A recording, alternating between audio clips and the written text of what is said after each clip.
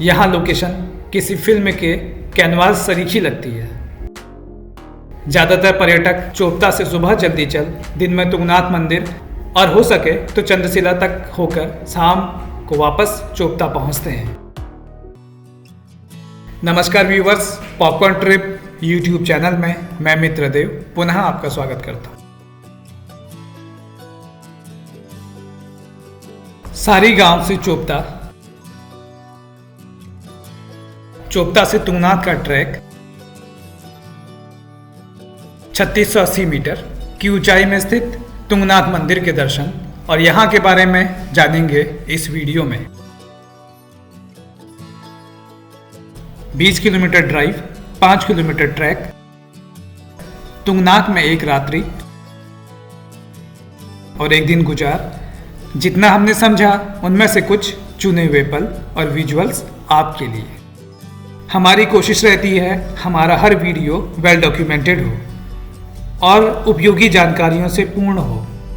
आपके द्वारा मिली सकारात्मक प्रतिक्रियाएं हमें निरंतर नए प्रयोग करने और बेहतर वीडियोस बनाने को प्रेरित करते हैं। पिछले वीडियो में हमने सारी गांव से देवरिया ताल ट्रैक किया था।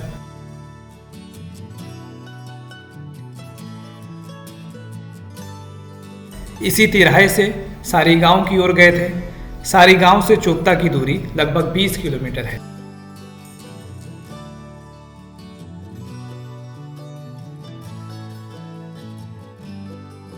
इस तिराहे से कनेक्टेड एक दूसरी रोड जाती है ऊखीमठ को, जहां है प्रसिद्ध ओंकारेश्वर मंदिर, जहां भगवान केदारनाथ जी के मंदिर के कपाट बंद होने के बाद उनकी शीतकालीन पूजा होती है। सारी विलेज को जाने वाली रोड के तिराहे पर वापस आकर अब हम जा रहे हैं चोपता की ओर। चोपता की ओर जाते हुए एक और तिराहा, यहाँ से एक रोड मक्कूमठ को जाती है जो आगे जाकर रुद्रप्रयाग में मिल जाती है। मक्कूमठ वह जगह है जहाँ भगवान तुंगनाथ की शीतकालीन पूजा होती है। यह वीडियो हल्द्वानी से चोपता सीरीज का 5वां भाग है। इस यात्रा सीरीज के अन्य वीडियोज के लिंक इस वीडियो के पिंड कमेंट में है।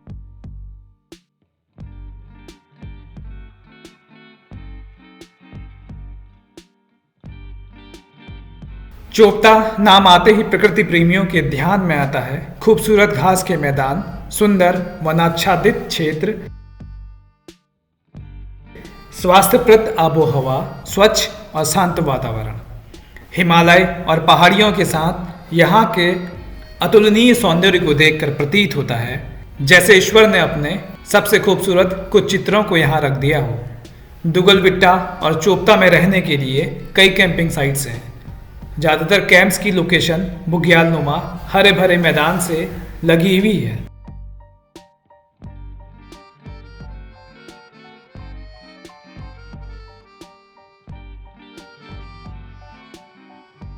यह है चोपता।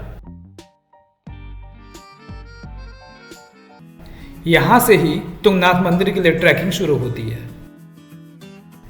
यहां कुछ रेस्टोरेंट्स, दुकानें और गेस्ट हाउस भी हैं।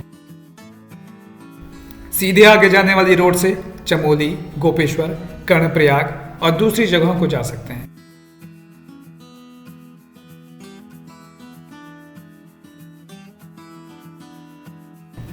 यहां पर सड़क के किनारे अपने वाहन पार्क किए जा सकते हैं। गूगल मैप में चोपता सर्च करने पर रुद्रप्रयाग जिले में एक और चोपता नाम की जगह सर्च रिजल्ट में आती है, जिससे कुछ कंफ्यूजन हो सकता है। इसलिए ज़्यादा सही रिजल्ट पाने के लिए गूगल मैप में चोपता की जगह तुंगनाथ की डिस्टेंस सर्च कर सकते हैं। और यह है तुंगनाथ और चंद्रशिला के रूट का प्रवेश द्वार, जहां से तुंगनाथ के लिए घोड़े खच्चरों की सेवा भी ली जा सकती है।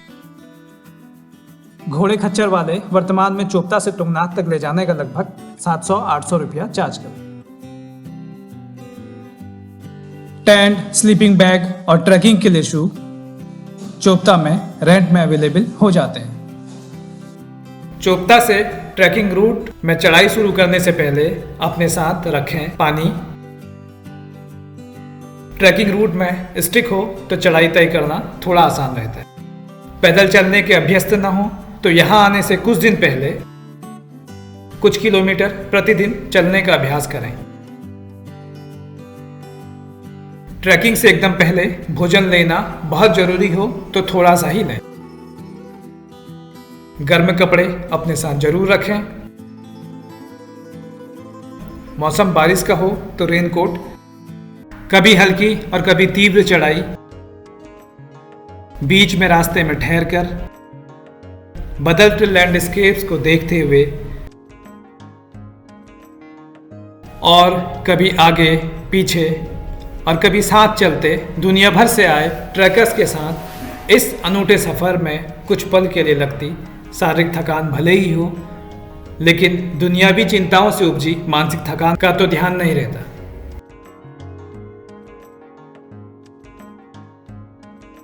यहाँ लोकेशन किसी फिल्म के कैनवास सरीखी लगती है, जो कुछ एमएम के पर्दे से निकलकर आंखों के सामने आ गई हो। मुसाफिरों की सुरक्षा और सुविधा के लिए कई जगह रास्ते के किनारे रेलिंग्स लगी हैं। कठिन संघर्ष कर स्थानीय निवासी, उद्यमी और कृषक यहाँ अपना जीवन यापन करते हैं। दुर्गम स्थान तुंगनाथ में रहने के लिए जगह और भोजन उपलब्ध हो रहा है। यह भी अथक मानव एवं पशु श्रम का परिणाम है।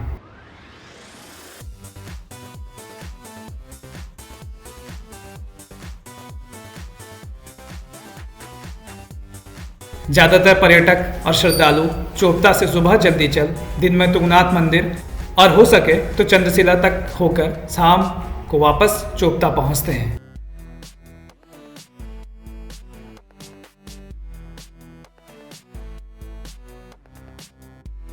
इन दिनों जब आप यह वीडियो देख रहे हैं, इस रूट में बर्फ गिरी होगी और अत्यधिक बर्फबारी से तुंगनाथ जी की कपाट शीतकाल में 6 माह के लिए बंद है, जो अगले वर्ष अप्रैल अंतिम सप्ताह अथवा मई प्रथम सप्ताह में तिथि के अनुसार उत्तराखंड के अन्य 4 धामों के खुलने के साथ खुलते हैं।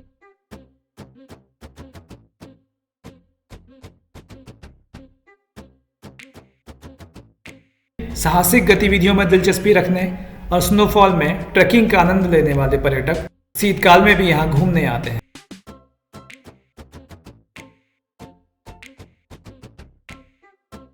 शीतकाल में बच्चों और वृद्धों को यहाँ आने से बचना चाहिए और इस समय ठंड से निपटने की पूरी तैयारी कराएं और किसी स्थानीय गाइड को भी अपने साथ ले लें, क्योंकि रास्तों में मोटी बर्फ की परत होने के कारण राह भटक सकते हैं। इस समय तुंगनाथ में रहने और भोजन के लिए कोई व्यवस्था नहीं होती, इसलिए इस ट्रैकिंग रूट से वापस शाम को चोपता लौटना होगा, अगर अपने साथ टेंट अकोमोडेशन और भोजन की व्यवस्था न की गई हो तो।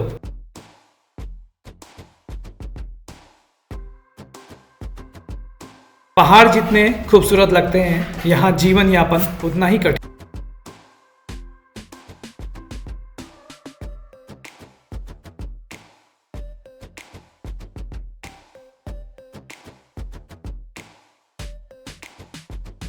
मंदिर को ट्रैक करने में सामान्यतः लोग 2 से 4 घंटे का समय लेते हैं, अपनी अपनी क्षमता के अनुसार।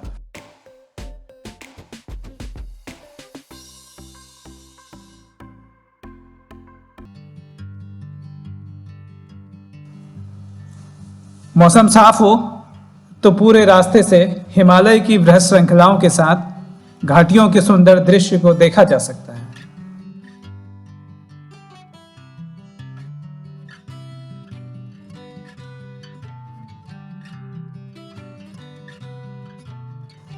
चढ़ाई में जैसे जैसे ऊपर पहुंचते हैं, पेड़ों की संख्या कम होने लगती है।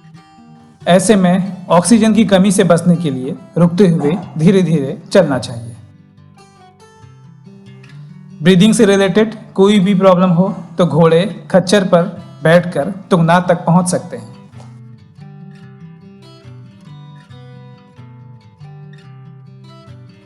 यह है तुंगनाथ मंदिर से ठीक पहले घोड़े खच्चरों का स्टैंड,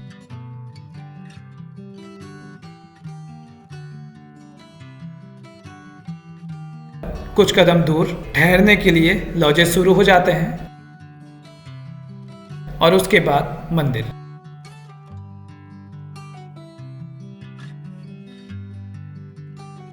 तुंगनाथ दुनिया के सबसे ऊंचाई में स्थित शिव मंदिरों में से एक है और रुद्रप्रयाग जनपद में तुंगनाथ के पर्वत श्रृंखला में स्थित पंच केदारों में से एक। पंच केदार मंदिरों के बारे में स्क्रीन में देख सकते हैं। तुंगनाथ का अर्थ है चोटियों के नाथ अर्थात चोटियों के ईश्वर। माना जाता है कि यह मंदिर 5000 साल से ज्यादा पुराना है।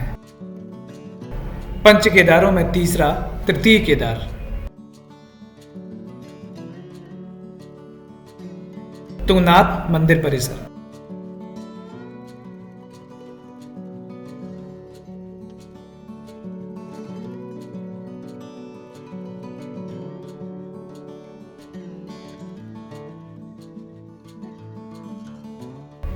इस संबंध में महाभारत में पांडवों से जुड़ी एक कथा है। भगवान शिव और माता पार्वती दोनों हिमालय में कैलाश पर्वत पर रहते हैं। पौराणिक कथा के अनुसार महाभारत युद्ध के पश्चात पांडव अपने ही रिश्तेदारों बंधुओं की हत्या करने के लिए दोषी थे, जो गोत्र और गुरु हत्या के पाप से मुक्ति चाहते थे।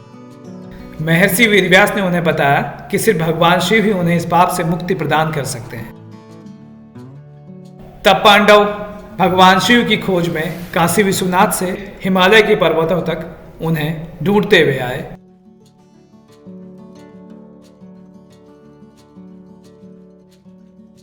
भगवान शिव उनसे अप्रसन्न थे, इसलिए उनसे दूर रहने के लिए उन्होंने भैंसे का रूप धारण कर लिया। जब पांडवों ने उनके महिष रूप को पहचान लिया तो भगवान शिव जमीन में विलीन होने लगे और भीम ने उन्हें रोकने के लिए उनके पृष्ठभाग को पकड़ लिया। तो भगवान शिव का महिष रूप कुछ हिस्सों में बढ़ गया। उत्तराखंड में जिन 5 जगहों में उनके शरीर के भाग गिरे वो पंच केदार के रूप में प्रसिद्ध हुए।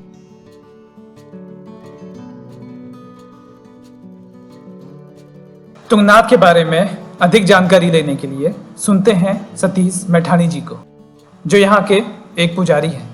ये पंच केदार में से एक केदारनाथ है और पूरे भारत में सबसे ऊंचाई का शिवालय है तुंगनाथ। यहाँ पे जो है भगवान शंकर के हृदय की पूजा होती है। यहाँ पे जो है पुरोहित पुजारी मक्कू के मैठाणी लोग हैं। 6 महीने जो है ये मंदिर खुला रहता है। अप्रैल लास्ट से मई फर्स्ट वीक से और अक्टूबर लास्ट नवंबर वीक तक यहाँ पे भगवान की पूजा चलती है। 6 महीने भगवान नाथ की और 12 महीने मुख्य मठ भगवान का पूजन अर्चना होता है। ये पूरे भारत में सबसे ऊंचाई का शिवालय तुंगनाथ। यहाँ पे भगवान का स्वरूप का पूजन होता है। तुंगनाथ रूम्स का किराया 500 से 1000 रुपये तक। यहाँ के छोटे लॉजेज और धर्मशालाओं में सीमित लोगों के रहने की व्यवस्था है।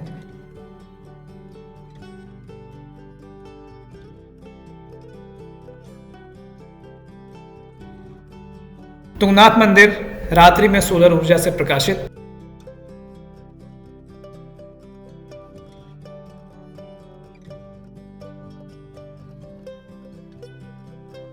तुंगनाथ में रात्रि विश्राम कर अगली सुबह सूर्योदय से पूर्व 1.5 किलोमीटर की तीव्र चढ़ाई में ट्रैक कर चंद्रशिला पहुंचना था। आज यहीं तक। इससे आगे अगले वीक वीडियो देखने के लिए आप सबका धन्यवाद।